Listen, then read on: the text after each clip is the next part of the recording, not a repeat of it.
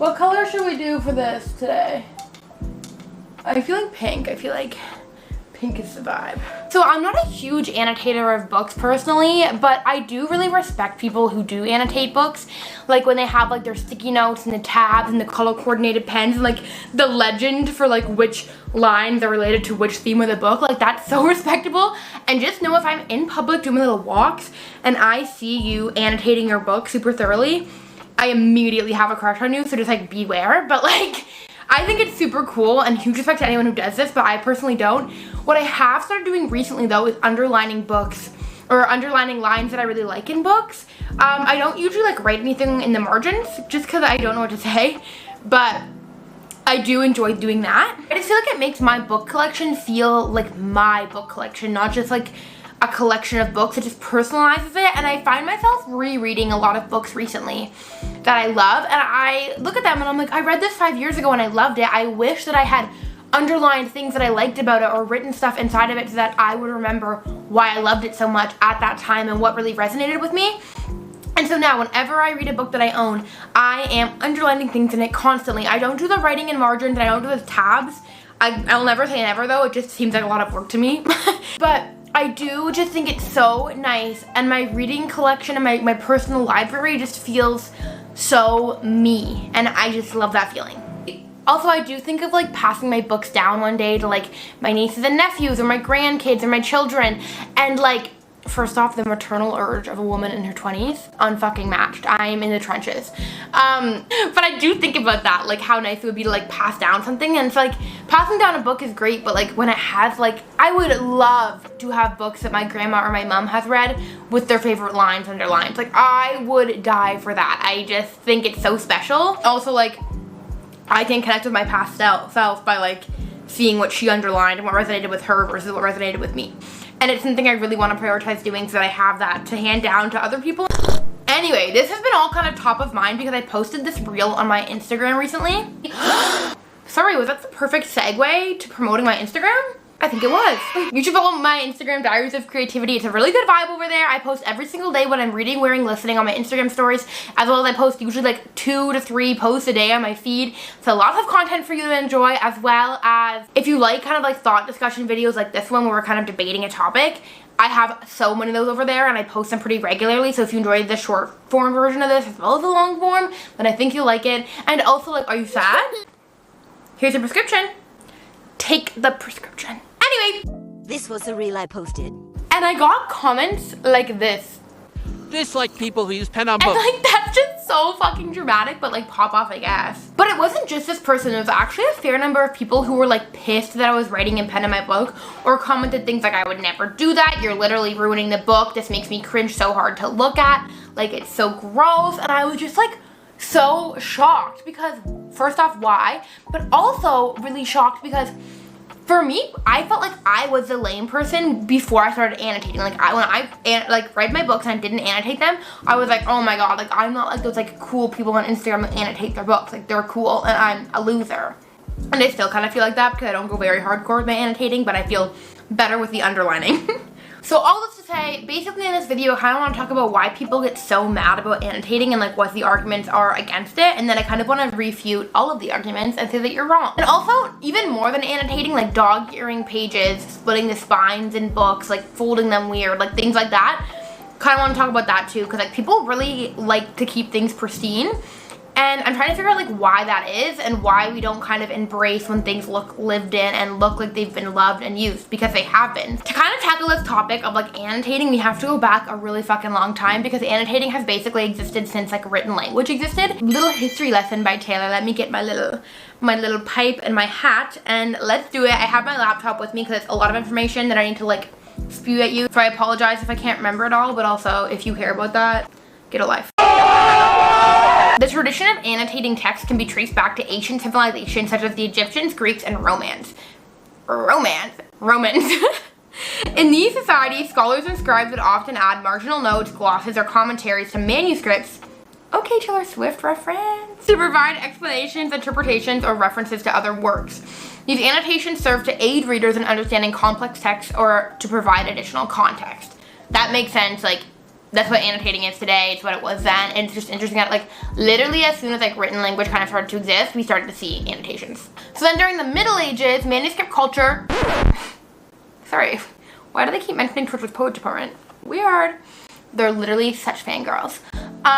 Manuscript culture flourished in monasteries and scriptoria across Europe. Just script writing. Monks and scribes meticulously copy and annotate religious texts, scholarly works, and literary classics.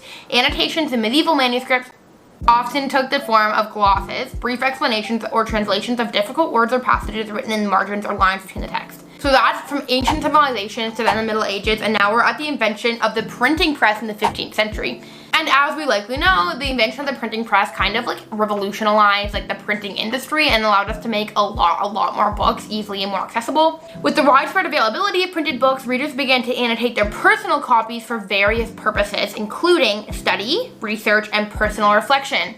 Personal reflection! We're reading Atomic Habits and they were like, oh my god, I should habit stack. I've never read that book, so sorry if they don't mention habit stacking, but I assume it does. In the 19th and 20th centuries, annotations became a common practice in education, particularly in the study of literature and academic subjects. Students were encouraged to annotate their textbooks and assigned readings as a means of engaging with the material, analyzing themes and motifs, and preparing for exams.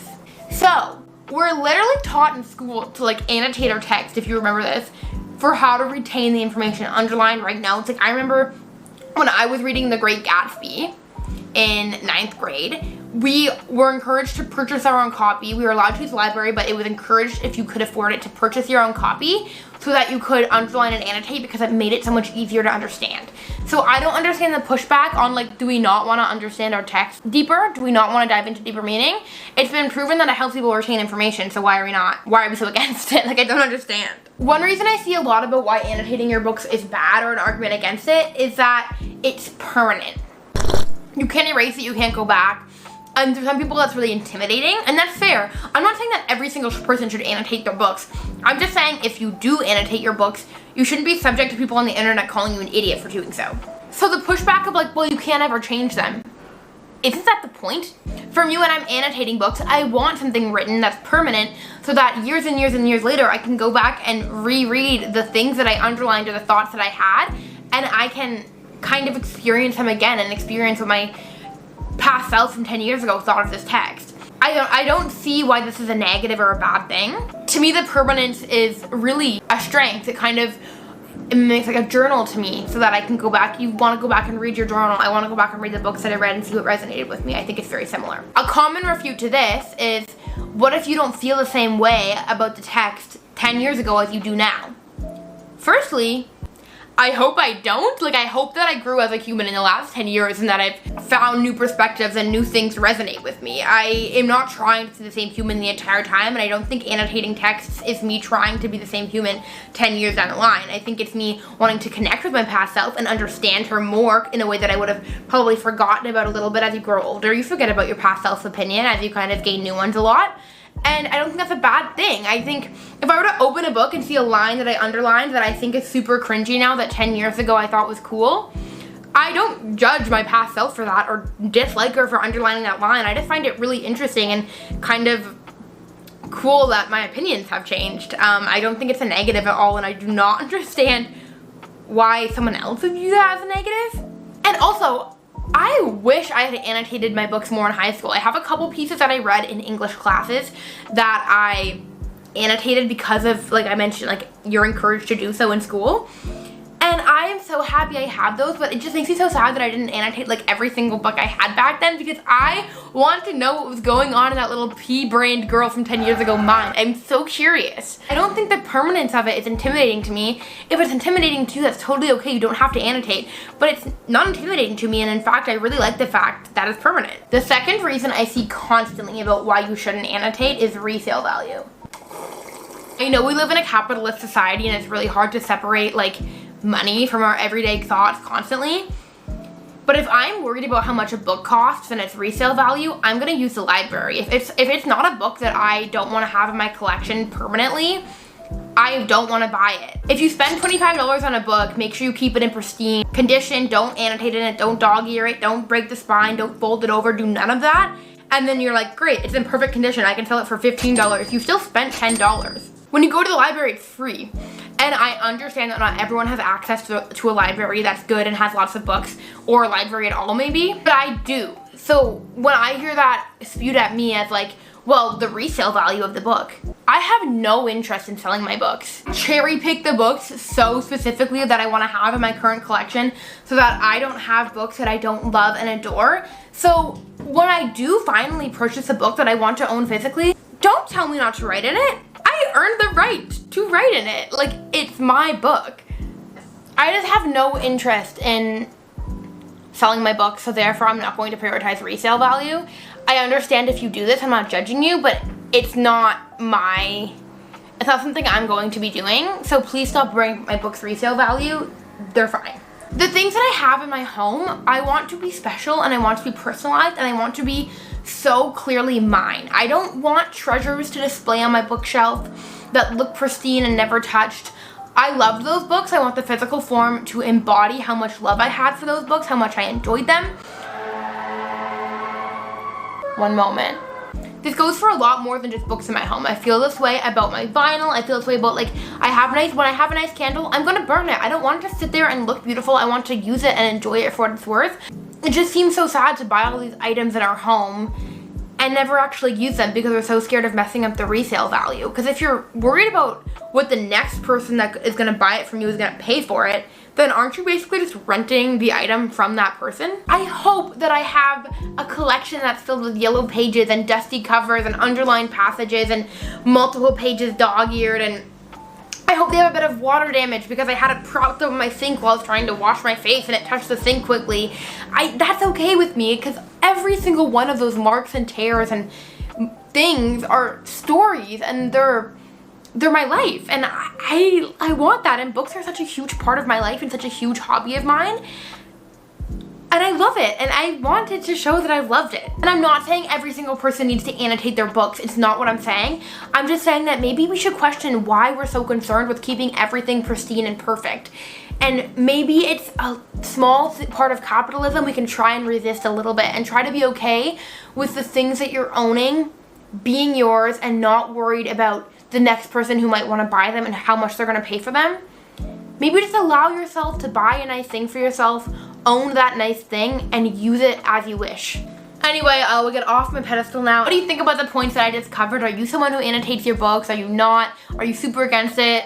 I'm just curious to hear all the thoughts because I know this is kind of a touchy subject in the book community, which is kind of silly to me, but I had fun talking about it, so I won't complain. Also, this is my first ever YouTube video, so if you liked it, giving it a like will be literally insane. I probably have like 0 subscribers right now, so if you want to subscribe, that'd be super cool. You can be like a founding member and we can be best friends because I'll definitely know you by name because I have 0 subscribers.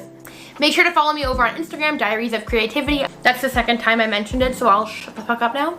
And I hope you have a lovely day. Thank you for hanging out, and I don't have a little sign out. Okay, I'm gonna think of one like right now. Because I like having a coffee in my hand while I do these videos, this is how I'll end the video. I hope you have such a lovely day. Cheers. That's how I'm gonna end it. Is it cringy? Maybe, but I think it's kind of cool. Cheers. I did it.